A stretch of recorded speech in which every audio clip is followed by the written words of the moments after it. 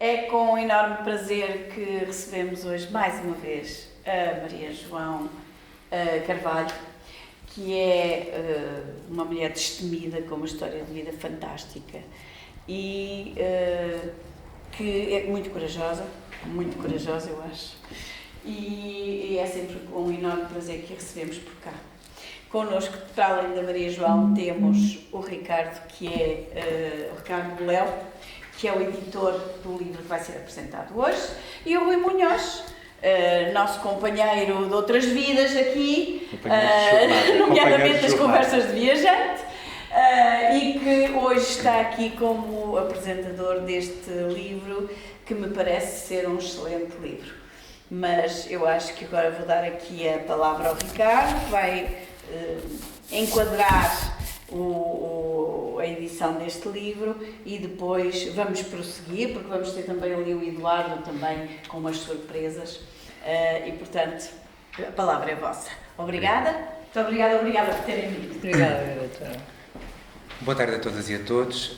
Eu não sou editor do livro, eu faço parte de uma estrutura artística chamada Um Coletivo, que foi fundada em 2013, portanto que está em atividade há 11 anos, e o nosso projeto de longo folgo, nesta altura do campeonato, que estamos já com ele desde o final de 2022, é um projeto que busca encontrar autoras que tenham escrito durante o século XX, e portanto chama-se Mil e Uma Noites, porque o nosso objetivo é encontrar 1001 mulheres que tenham escrito ao longo do século XX. Neste momento temos catalogadas, não necessariamente temos acesso à obra de todas, mas temos catalogadas mais de 900. Portanto, estamos quase a atingir o número a que nos propusemos.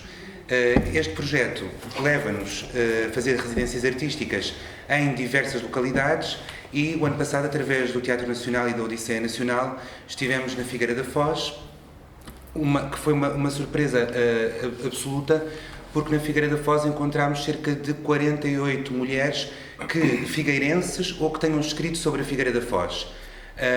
Uma dessas mulheres, um dos livros que nos apareceu, era um livro da Maria João Carvalho, e na Biblioteca da Figueira da Foz disseram-nos: mas ela está viva, mora aqui, se quiserem damos-vos o número de telefone. E nós contactámos a Maria João, encontrámos-nos com ela para tomar um chá, e a partir daí começámos um namoro que não termina. A partir do primeiro momento em que nós falámos com a Maria João e que ela nos começou a falar sobre a sua experiência enquanto mulher repórter de guerra, e ela não gosta muito que eu diga que ela é a primeira, mas eu digo sempre que ela é uma das primeiras, a Maria João impactou-nos de tal maneira que nós alterámos aquilo que era o nosso calendário para o ano de 2024, de forma a incluirmos um espetáculo a partir da obra da Maria João. Portanto, nós estreámos há cerca de 2-3 semanas um espetáculo chamado A Paz é a Paz, a partir da obra da Maria João Carvalho e do Frederico Martins de Stalin, portanto, que é uma manta de retalhos entre a obra dos dois. Nós temos uma parceria com a editora Tigre de Papel, uma livraria em Lisboa que faz pequenas edições, e desde o início de 2023 estamos a publicar através da Tigre de Papel algumas destas mulheres que vamos encontrando e as quais vamos trabalhando para a cena. Porquê? O teatro tem esta característica de ser efêmero, portanto, o público que vai assistir aos nossos espetáculos e nós próprios, aquilo acontece naquele momento, vamos para casa e quem viu, viu, quem não viu, aquilo desvanece ou não é?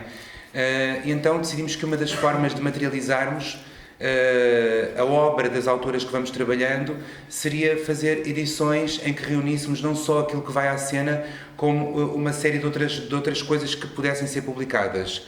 Publicámos Maria da Graça Varela Cid, a poesia completa dela, ao livro ao qual chamámos Poesia Incompleta, e o motivo disso é porque não publicámos os primeiros 3 livros que ela publica entre os 12 e os 16 anos, porque ela própria os rejeita quando chega à fase adulta. Publicámos um volume com 2 livros da Alice Sampaio. Publicámos Luísa de Mestre Raposo, que é uma autora que está viva, mora nos Fortios, em Porto Alegre, escreve literatura erótica, e é uma mulher que trabalhou, por exemplo, na Misericórdia, e quando descobriram que ela escrevia literatura erótica, quiseram castigá-la e puseram-na durante 2 anos a fazer limpezas. para camuflar que tinham lá uma pessoa que escrevia aquele tipo de coisas. Ao que ela responde, foi maravilhoso, porque eu andava com um bloco no bolso, parava com a esfregona e era o momento que eu tinha para escrever. Escrevi mais ainda durante aqueles 2 anos. O 4º volume é então o livro da Maria João, Depois de Marte, que reúne umas crónicas / diários que a Maria João escreveu durante a Guerra da Bósnia em 1992 e o livro de poesia que já estava publicado, mas que já não se encontrava à venda, e mais 3 livros de poesia. Portanto, é um livro que condensa uma série de coisas. E vamos agora já lançar para o mês que vem mais um volume nesta coleção, portanto, ela continuará enquanto houver financiamento para isso. Queremos que ela continue. Eu não me vou alongar muito mais e vou passar a palavra ao Eduardo, que vai fazer a leitura de um dos poemas que está no livro da Maria João, que também estará à venda para quem quiser depois adquiri-lo. Obrigado a todos.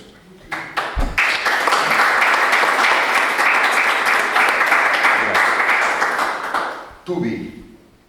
Gostaria de estar, mas não estou. Sou o que não é quem gosta de estar. Estou quando não sou e apenas por estar. Porque para ser não preciso de estar e para estar, de certo, não sou.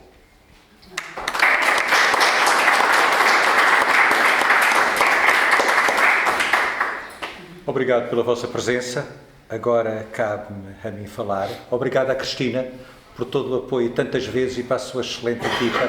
E hoje tem ali um novo profissional de multimédia, de som e de imagem. Obrigado, Luís. Lesionado, mas sempre cheio de coragem. Obrigado a todos vós pela presença e apoio tantas vezes e ao Federico, que escreveu um texto lindíssimo que eu peço para partilhar, que ele leu no lançamento do livro na Figueira da Foz, um texto maravilhoso. Ricardo, obrigado. E Maria João, acima de tudo, obrigado e abraço. Bem, este livro chama-se Depois de Marte. E quem é Marte? Para mim, para todos nós, Marte é o deus da guerra, talvez uma encarnação romana do deus da grego Ares, não sabemos bem. Também não sabemos bem se Marte é filho de Júpiter e de Juno. E estes deuses são deuses do céu e do trovão. Marte é também o deus do impulso, o deus que toma as atitudes rápidas e determinadas. É o deus da guerra, da carnificina, mas também, espantem-se, da agricultura, da colheita, dos campos, da vegetação e sempre relacionado com a fertilidade. Ou seja, temos um deus de poder, de intenso poder, de um poder masculino que é o poder guerreiro, que controla, que domina. Infelizmente, vamos encontrando cada vez mais deuses Marte espalhados pelo mundo, em todo o lado. O planeta Marte. Marte poderia ser o planeta Marte. É o planeta da cor vermelha, cor do sangue, associada à violência.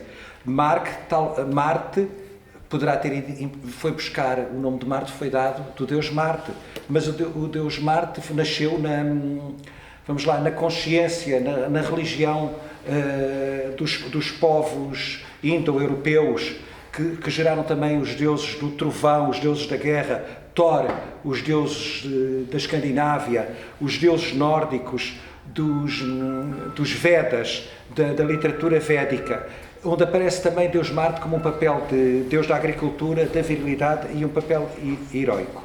Agora que já vos aborreci o suficiente por Deus, Maria João.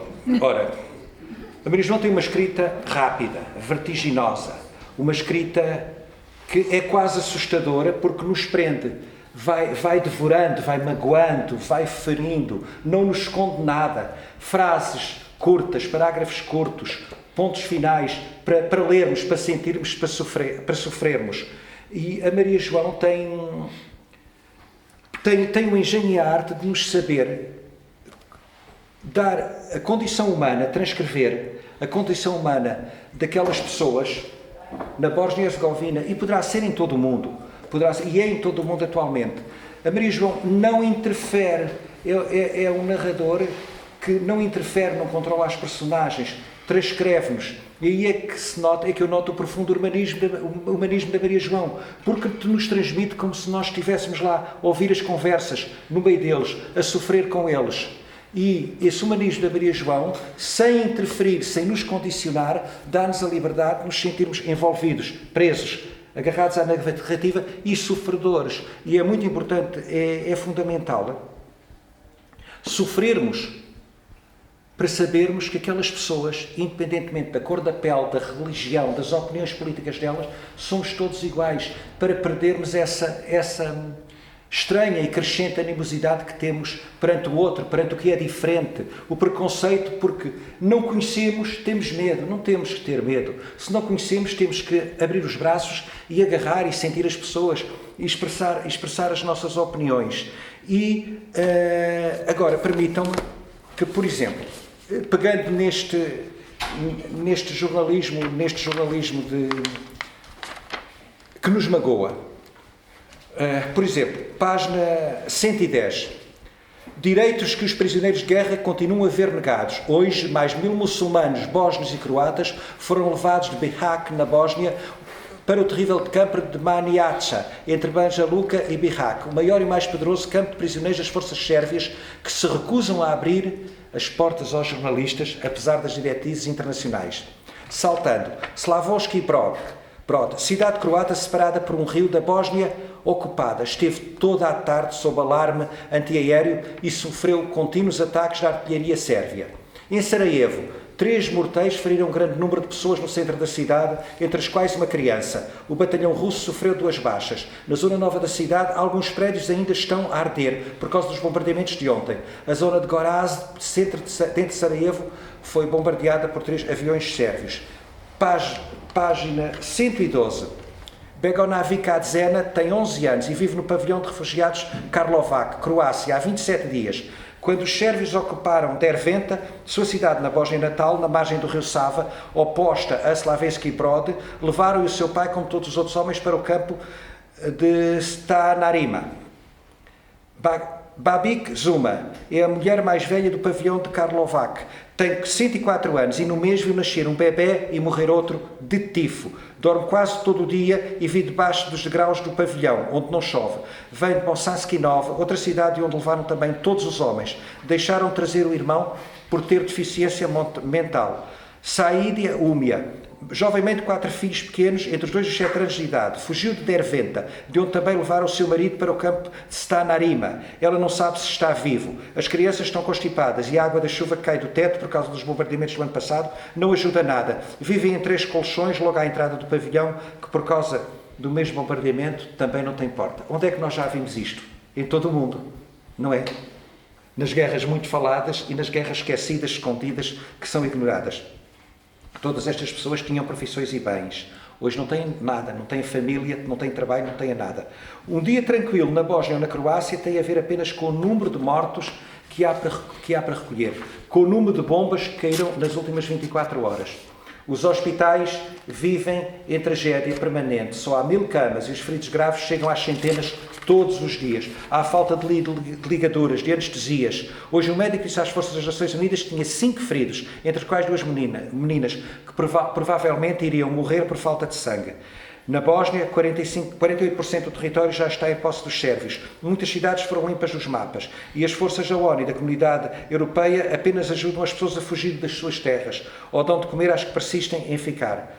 Depois dos bombardeamentos de dia, a cidade sobrevive. As pessoas trabalham mesmo sabendo que ao lado caíram 30 morteiros. Só estamos à espera do momento em que há de explodir uma granada em cima de nós. Compreender a guerra na Bósnia, estamos a falar de 1992. Mas isto é tudo, é sempre, é todos os dias. Compreender a guerra na Bósnia é aceitar o desespero dos muçulmanos que querem uma nação. O desespero dos sérvios que querem as Craínas, onde tinham a maioria e por onde pretendem fazer passar o corredor até ao mar, e dos croatas que querem manter e alargar o seu próprio território. Compreender a guerra da Bósnia é reduzir os civis a números, de que se dá baixa a nível internacional, e aceitar a terrível veracidade que, enquanto houver população civil em cidades como Sarajevo, não poderá haver paz. Cidades, arredores ocupados, onde todas as partes pretendem ter o papel de vítimas a nível internacional. Se os sérvios têm razão quando acusam de não terem serem chamados a votar no referendo que proclamou a independência da Bósnia a 25 de fevereiro, perdem-no ao atacar o aeroporto de Sarajevo, por onde chega a ajuda internacional.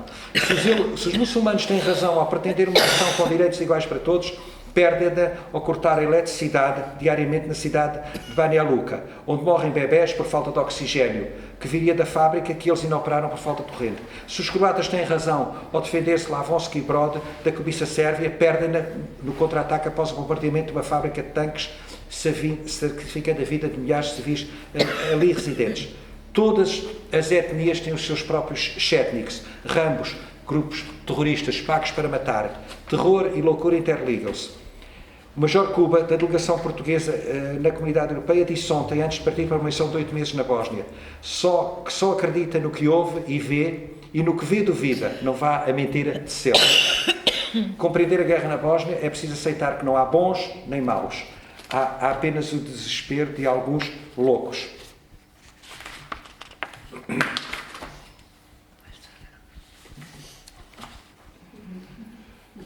A chegada a Sarajevo é como ler antecipadamente Dante antes de entrar no inferno.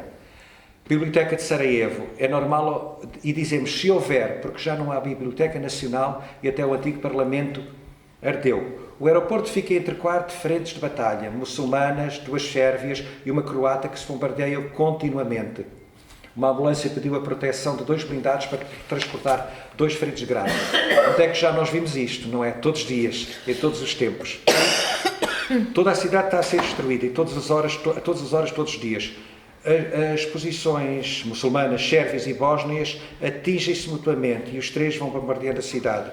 O sangue continua a correr por causa dos fragmentos dos morteiros, das pedras, das explosões. As pessoas saem procurando pão. O risco de nunca voltar a casa sabendo não há água na maior parte da cidade. A especulação dos oportunistas que surgem sempre que há uma guerra fazem levar todos os bens essenciais. Não há um sítio seguro em Sarajevo. No mercado domingo de Sarajevo morreram agora mesmo 15 pessoas. 105 foram levadas para o hospital, sem que haja esperança de que sobrevivam. É um domingo sangrento em Sarajevo. O bombeamento do mercado de domingo na cidade causou 50 mortes e 105 feridos em estado grave. Foi confirmado por fontes bósnias. Eu lembro-me, nós todos lembramos perfeitamente desse bombardeamento, com os telejornais todos naquela escatologia da guerra a procurar onde exista sangue, despojos humanos, detritos, sofrimento. Fora de Sarajevo, em Mostar, foram já identificados 54 dos 80 corpos fuzilados encontrados numa vala comum, no sábado. No entanto, são 50 mil os civis desaparecidos em 60%, 52 mil os civis desaparecidos em 60% do território da Bósnia e Herzegovina. E é um território pequeno, montanhoso. O que quer dizer que podem ter sido mortos ou presos 52 mil sérvios, ou croatas, ou muçulmanos.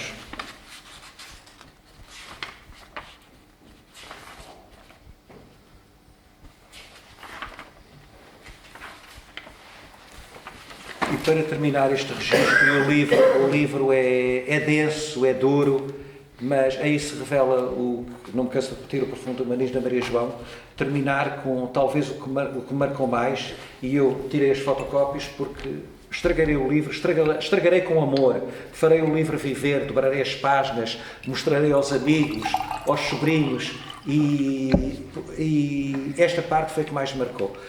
Página 165, 18 de 9 de 92. Em Sarajevo, foi detida uma jovem sniper que aparenta ter 17, 18 anos, por ter assassinado 7 pessoas ao acaso, entre as tais 2 crianças de 18 meses e 3 anos. Esta jovem sofre de distúrbios mentais e não sabe explicar por que matou as pessoas.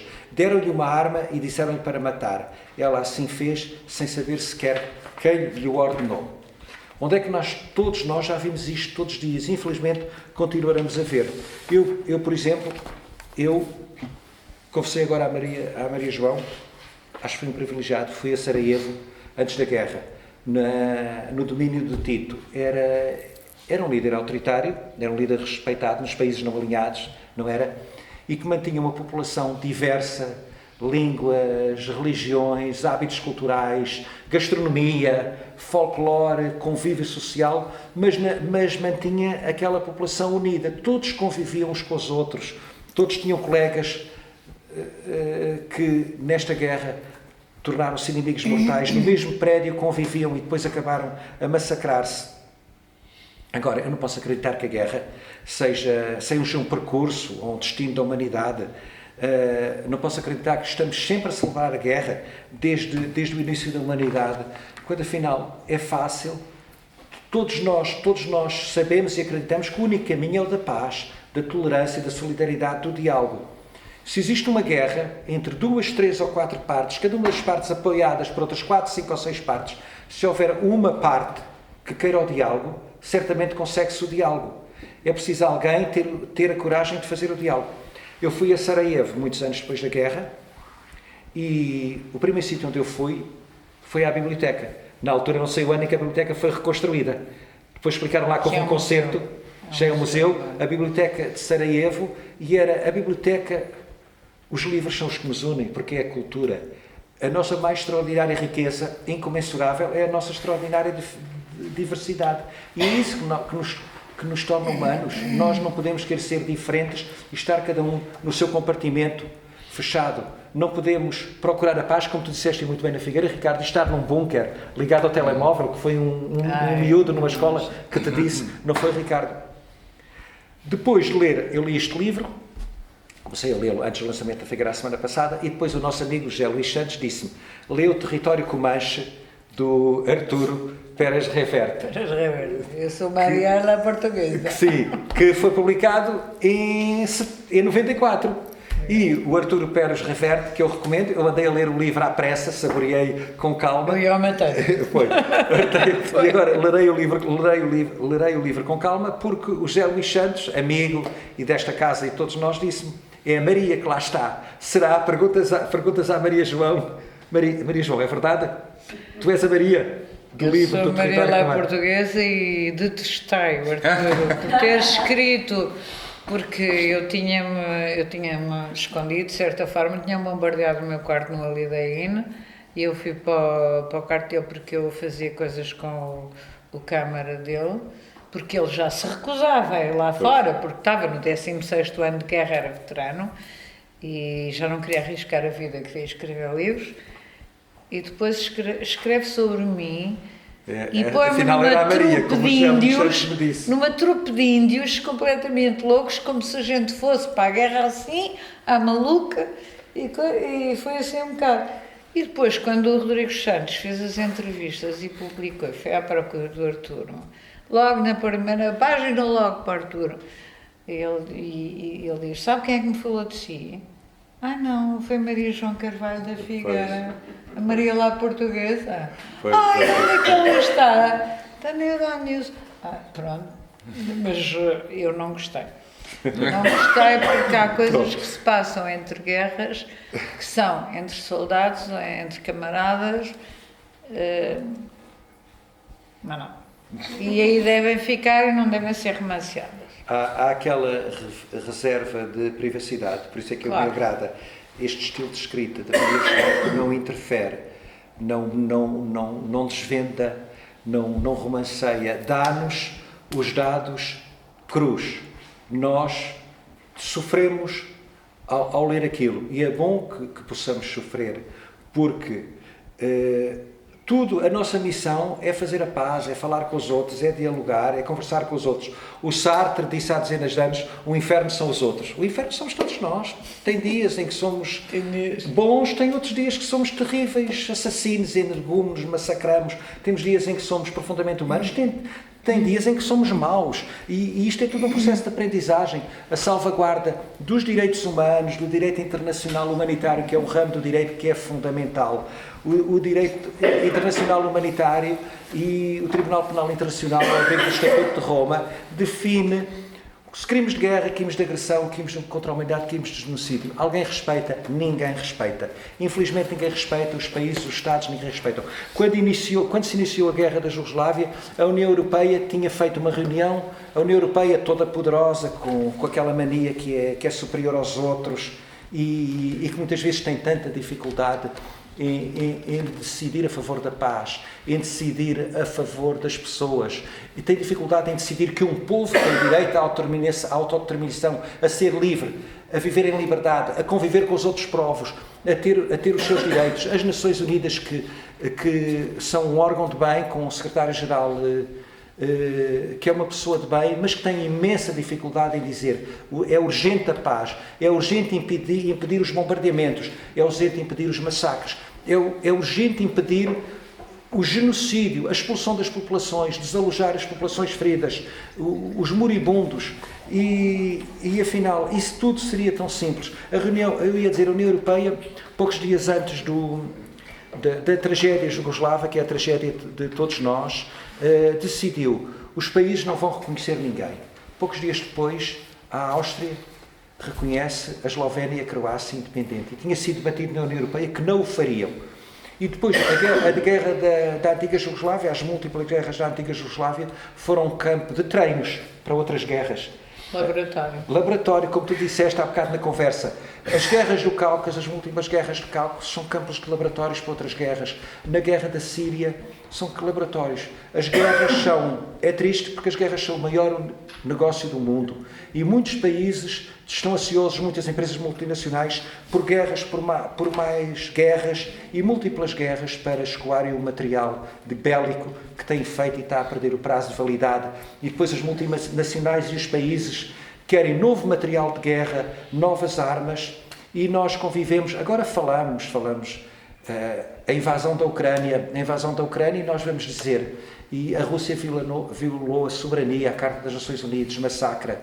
E a guerra na Europa. A guerra é igualmente trágica, quer seja na Europa, quer seja no Sudão, quer seja na Europa. A guerra é uma tragédia para a humanidade.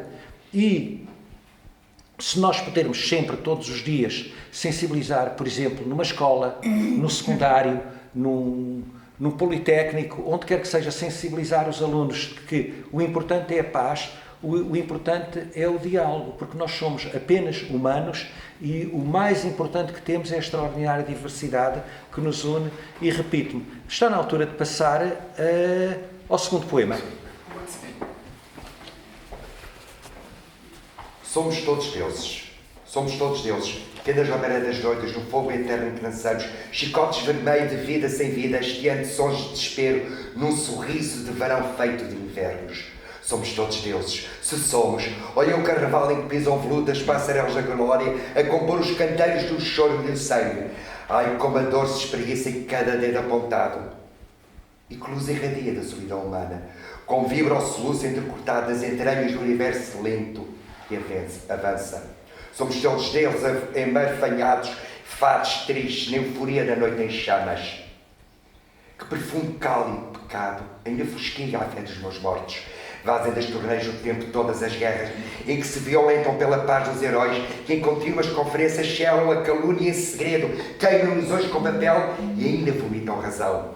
Gritem, deuses, gritem, os pulsos que os cortam com diamantes falsos, estrelas ao desbarato em cada charco do palco. É que somos todos deuses, com a missão de salvar o mundo e a remissão das tentativas de o salvar, com o poder conferido pela desgraça de sermos deuses.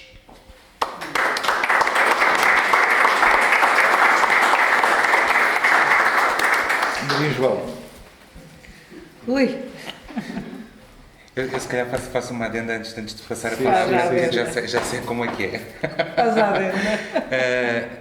Eu queria dizer duas coisas. A primeira é, quando nós pensamos em fazer esta coleção e publicar a Maria João, entre as outras autoras, uma das nossas preocupações é, por um lado, publicar mulheres, porque, como todos sabemos, a história da literatura está cheia de homens e nós às vezes não pensamos em coisas muito simples quanto os alunos em 12 anos de ensino obrigatório só são obrigados a ler uma obra completa de uma mulher, que é uma obra de Sofia de Melbrenner Anderson. De resto, são todos certos de obras de mulheres. E está tudo bem, ninguém se questiona quanto a isso. Continuamos a ler obras completas de homens, não há problema nenhum. Ainda há pouco tempo uma autora me disse: Portugal é um país de poetas, sim, mas de poetas homens, porque as mulheres não sabem escrever como os homens. E enquanto nós continuarmos a pensar assim, a coisa fica complicada. Paralelamente a isto, parece-me importante que nós possamos também levar às escolas, levar aos alunos, como estava o Rui a dizer, as obras destas mulheres e que comecemos a estudá-las e a questionar-nos quem é que elas são, porque é que elas não são publicadas ou porque é que elas são publicadas em edições de pouca tiragem. Eu tive o privilégio de estar com a Maria João na Figueira da Foz a fazer uma visita às escolas secundárias a apresentarmos este livro e a falarmos não da guerra, mas da paz. Que é também aquilo que a nós, num coletivo, nos despertou. Quer dizer, a guerra nós definimos-la de várias maneiras, nós vemos-la na televisão todos os dias, conseguimos todos descrever horrores, mesmo sem lá ter estado, não é? E quando começamos a pensar o que é a paz e quando começamos a questionarmos sobre o que seria a paz e fazer um espetáculo sobre a paz, pareceu-nos tudo um bocadinho mais complexo de definir. E então nós ouvimos a semana passada respostas inacreditáveis dos alunos do ensino secundário sobre aquilo que seria a paz. Paz. Não é? E às vezes definir a paz é uma coisa bastante mais simples do que aquilo que seria uma elaboração muito, muito complexa. E eu gosto sempre de ler um poema com o qual a Maria João fecha este livro. Eu vou aproveitar, e não me quero sobrepor aqui ao Eduardo, mas vou aproveitar para vos ler um poema com o qual a Maria João fecha o livro, em que ela precisamente define o que é a paz. A paz é o som do búzio numa madrugada na praia, eco das vagas gigantes a atordoar os sentidos na mística do mar, a levantar-se até ao céu, dos nossos pés afundados em areia e pedras pequeninas e nós do tamanho da mais miniatural das feras. Paz é saber que ninguém dá um tiro em qualquer nuca para lançar o corpo ao mar. É esperar um caranguejo ou uma tartaruga ou simplesmente cantar. Então passo a palavra. Desculpa, Maria João, estavas a ler também. Paz, então, é tão simples e tão difícil como não ter medo. Passa a palavra. Para não ter medo. Não ter medo, não sei. Paz é não ter medo. Não sei se não é. Não acho. Coragem Não acho. é combater o medo. Nós temos de ter medo sempre. Paz é viver sem medo da casa ser arrasada, ser não necessariamente. de casa ser bombardeada. Não. Eu acho que, e a Maria João já pode falar um bocadinho mais disso, mas eu acho que a paz são os pequenos gestos que nós podemos cotidianamente construir. Daquilo tudo que foi dito, algumas coisas vieram à minha memória. E há uma muito importante, portanto, que foi o regressar aos sítios onde eu tinha feito cobertura de guerra, o acompanhar aquelas pessoas, como cresceram, como evoluíram, como se associaram, como deram origem a algo positivo na vida daquela guerra horrível, como esta na Palestina, em que tudo é destruído, em que as pessoas têm que fazer túneis para sobreviver, para ir buscar comida, para ir. E eu conheci uma pessoa incrível e vou-vos dizer uma coisa que é a primeira vez que eu digo em público, mas tenho que falar nisso, porque para mim foi muito, por causa do exorcismo, foi apaziguador ao mesmo tempo, foi absolutamente incrível. Eu fui com o meu guia, consegui entrevistar o fundador do Museu de Srebrenica. É um museu virtual, como é o Flama e como outros que fizeram na Bósnia e na Croácia. E nós não nos entendíamos ao princípio, porque ele não falava uma palavra de inglês, nem de italiano, nem de alemão, e o sérvio-croata era muito pouco, e ele falava um bósnio mesmo uma coisa muito terrível. O meu guia orientou-nos ao princípio, eu vi a exposição, que estava em Sarajevo na altura, e ele deu-me os cartazes e deu-me tudo, eu vi as caras e tenho o cartaz no meu escritório, onde eu devia ter, sei lá, os Lusíadas, a Bíblia, uma coisa qualquer. Tenho o cartaz de Srebrenica. Porque aquele homem estava todo partido, estava magro, tinha um ar alucinado, mas muito muito focado, alucinado, mas ao mesmo tempo muito focado. E então foi ele que encontrou os primos, que foi à procura do cemitério dos rapazes e dos homens e que escavou com as mãos e com os dedos até encontrar e até fazer prova, porque fazer prova é muito difícil. E para trazer a ONU vem 10 anos depois ou 5 anos depois, ou... não está lá nunca quando precisamos. Peço desculpa, mas eu assisti. Os AV5 blindados não param para, cada vez que há um bombardeamento, eles não param para recolher feridos, porque não recolhem civis, eles não recolhem isto, não recolhem aquilo, nós somos gado, e então eu aprendi sempre a pôr a minha educação de escoteira à frente, a fazer uns torniquetes, a ir procurar uns galhinhos em frente ao Parlamento, em frente, sei lá, se fosse uma guerra no mato, ainda era pior, rasgava a camisa. Mas com o Taric e Srebrenica, eu sinto-me muito orgulhosa, porque o Taric começou a cavar, tinha sempre os braços porque já estava mal dos ossos, porque ele teve anos a escavar, e porque a ONU veio e mandou os forenses da ONU, e ele continuava a encontrar outros sítios, até fazer a conta e até chegarmos às 8 mil vítimas. E estas são as coisas que nós não podemos falar. Nós não podemos falar, porque ainda quando eu fui ao Iémen, que ainda há bocado estava a dizer, não podia falar, porque foi um trabalho para a ONU, não me dá autorização. Nós não podemos falar. Antes, quando estava a trabalhar com rádios e televisões, depois estamos atados, não podemos falar. Não é correto dizer-se isso aqui, os outros não dizem, as agências não dizem, não vais ser agora tu. Não, nem pensar, não podes falar. E tanto não pode falar, amordaça-nos. E nós chegamos ao fim do dia, quando olhamos, e não está o camarada da televisão japonesa, não está o camarada da televisão eslovénia, não está o camarada,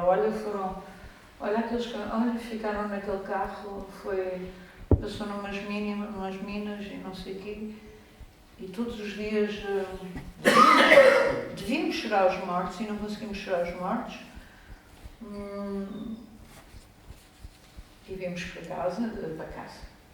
Eu ia para o Lideiro onde estava primeiro, bombardearam o quarto, depois dormia na banheira, depois dormia para a televisão, depois no Mercado Negro consegui comprar uma cama de campanha, estávamos num escritório.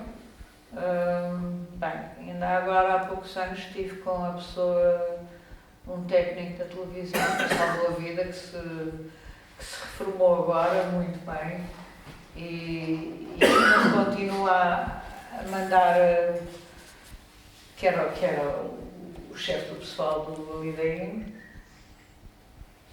e descobríamos muitas coisas numa guerra. Descobríamos, por exemplo, que nós julgávamos que estávamos a defender a verdade e estávamos no primeiro ou segundo andar do edifício que era protegido pelas forças internacionais e depois vinham à noite os snipers de todas as outras forças a tirar para as outras forças para a montanha, porque aquilo eram 5 colinas, tipo Lisboa. Imaginei eu que ia estar no centro de Lisboa e estarem toda a gente a atirar durante a noite, mas irem ao vosso hotel a atirar para os outros para eles os bombardearem. Isto era horrível, depois para a televisão, até que acabei fora daquilo tudo e já tinha trazido de Angola e essa outra coisa. Portanto, havia 2 coisas que me eram essenciais. Uma era cantar, e os bósnios cantam muito bem, e tem aquela coisa da competição com os cursos, na Córsega os homens dizem, e tem aqueles grupos de cursos que dizem que cantam tão bem, que até fazem chorar a Nossa Senhora. Pronto. Os Lógios são assim, têm aquelas canções, e eu, para eles, eu era a única mulher que estava com o povo, e porque eu seguia, não ficava com os jornalistas, eu ia viver com o povo, com os atores, com os músicos, e para sobreviver com eles, o meu capacete, eu tinha vergonha de andar de capacete, que era obrigada, e ter um colete antifragmentos. O meu era antifragmentos, não era antibala. Foi a Marinha que me emprestou, tinha um colete até cá acima e dava por aqui, porque a primeira coisa que eu tinha visto antes de ir para lá foram imagens de um camarada britânico que foi atingido na virilha, porque o colete estava pela barriga. Nem pensar. Fui à Marinha, a Marinha emprestou um colete, por aqui, e eu tinha um capacete duplo. Mas depois, com o povo, eu tinha muita vergonha de andar com capacete e com... Então o meu capacete servia para quando as casas eram bombardeadas, eu ir aos canos onde pingava a água, para recolher a água, e estava toda a gente com um fresquinho para levar a água e levarem a água.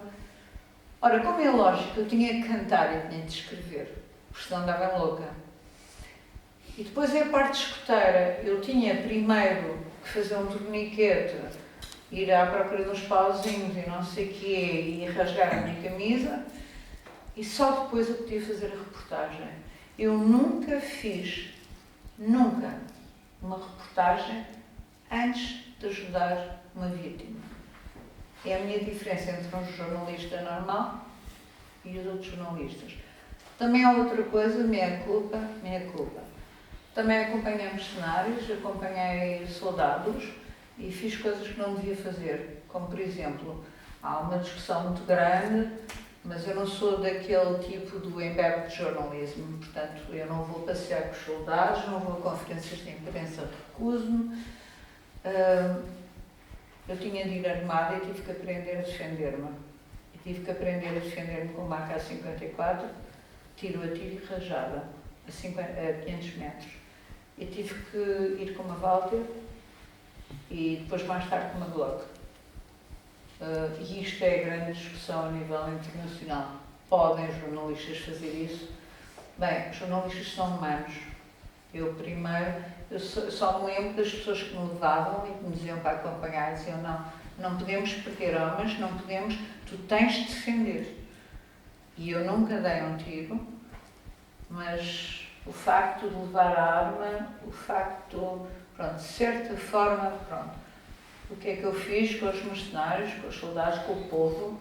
Aprendi a pescar com um espeto, aprendi imensas canções. Eu cantava as baladas dos Açores, porque eu sou raposo de Medeiros sobre os Açores, da parte da minha mãe, e cantava muitos espirituais negros, gostam de cantar e jazz. Eles cantavam umas canções deles, as canções de Angola. Em Angola varríamos as cinzas durante 7 dias e havia batuques, e eu tenho alguns poemas sobre isso, sobre o varrer das cinzas, das tias, e o que eu vos deixo aqui, no fundo, é só uma amostra daquilo que eu tentava passar, para já, para não ter stress pós-traumático, não ver nunca tudo só através da lente, que é isso que faz o stress pós-traumático. Primeiro ver as pessoas, ver o que se passa, limpar o terreno, ver se não há minas, ver se estou segura, e depois então fazer a reportagem, ou guardar a reportagem para mandar depois, porque na altura passou um tempo não digital ainda, depois passei ao tempo digital, mas quando comecei era muito difícil enfiar o trabalho. Tínhamos que fazer uns acordos que nem sempre corriam bem, com outros jornais, com militares, com forças estranhas, mas havia sempre algo que era seguro. Era o meu porto de abrigo, era o meu blog, o escrever e o cantar com quem estava.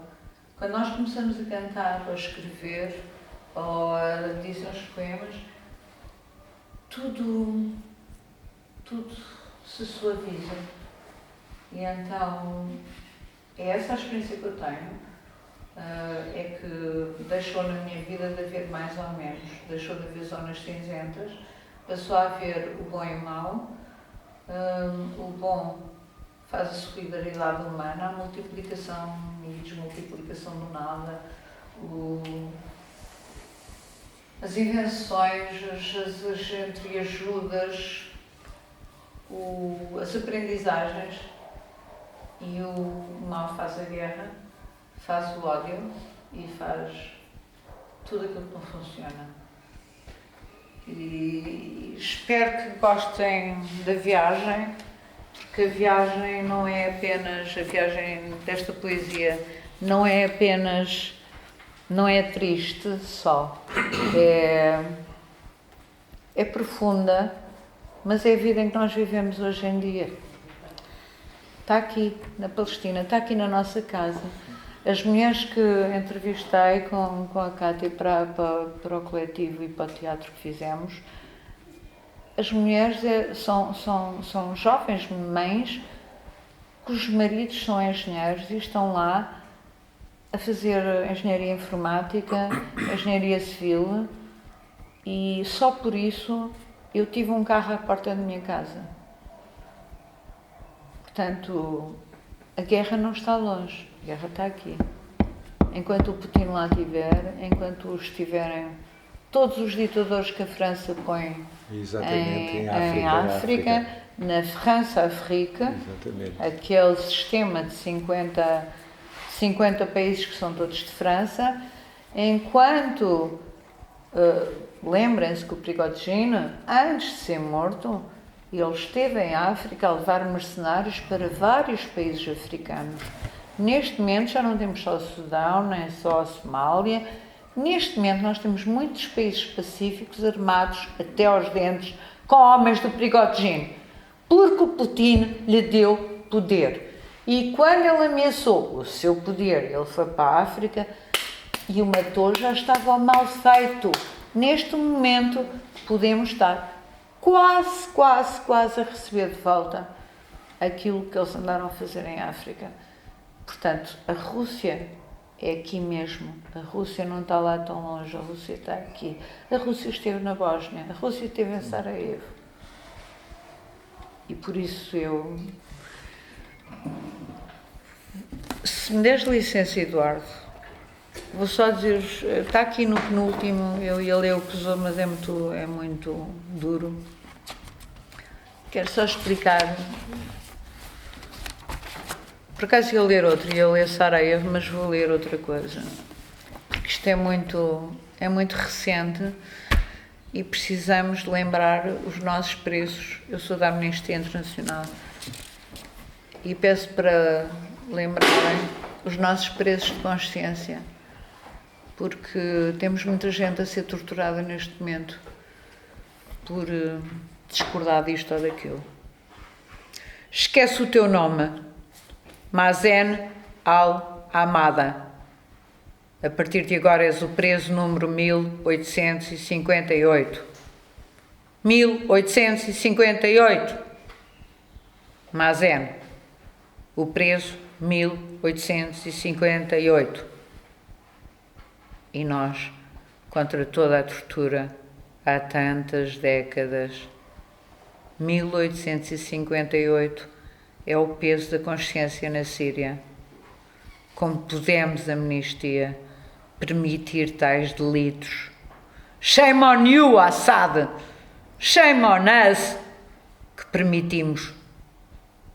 1858 teve direito à identidade por breves temporadas, intercaladas com ativismo e regresso à prisão, que os americanos esquecidos não guardaram no coração.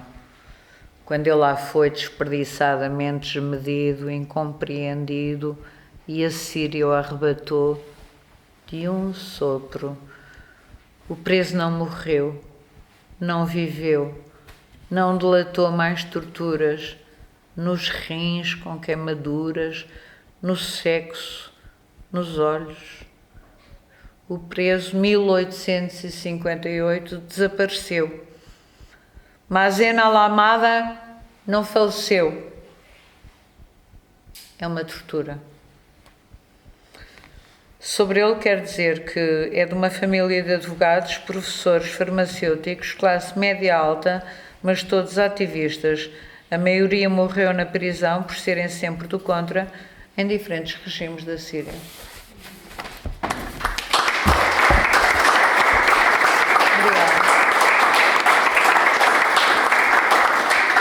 Obrigado, Maria João. Podemos passar ao último poema Claro que sim. para depois conversarmos. Convívio dos deuses. Não são as balas, mas as traições que me matam aos bocadinhos. Embros de veneno, de sumo de espinhas. A cada faca nas costas, seja uma bala no peito, lamparinas nos abrigos da memória, terra por cabeceira e a história do trejeito da morte em que tropeçou um soldado sem eira nem beira. Nunca quis sorrisos falsos, hipocrisias sem lugar a vida. Por isso os espelhos altos me fazem sentir perdida. Não suporto as traições dos sobrevivos. Lido com a morte e vivo. Não é que na guerra haja apenas homens capazes. O que há são homens com letra grande e é com eles que convivo. Obrigada.